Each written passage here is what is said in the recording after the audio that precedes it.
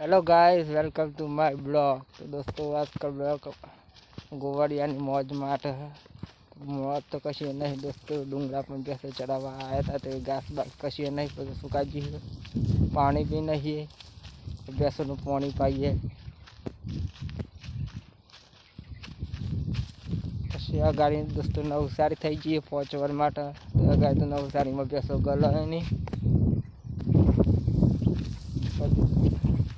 પછી હવે ખાન નહીં, ઠંડો ઠંડો વાયરો આવે છે, હવા ખાવાની ને રમવાનું। બાકી દોસ્તો તમારે કે ભેંસોનું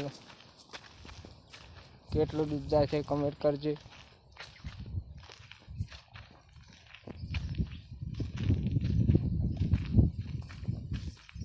वातावरण में ताप बहुत लगे दोस्तों, गर्मी बहुत पड़ी है।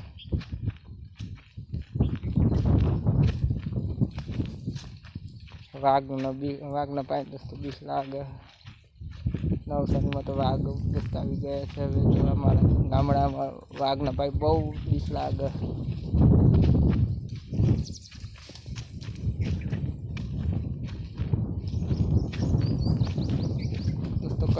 कुछ भी चीज़ बिरयानी खावा नहीं है,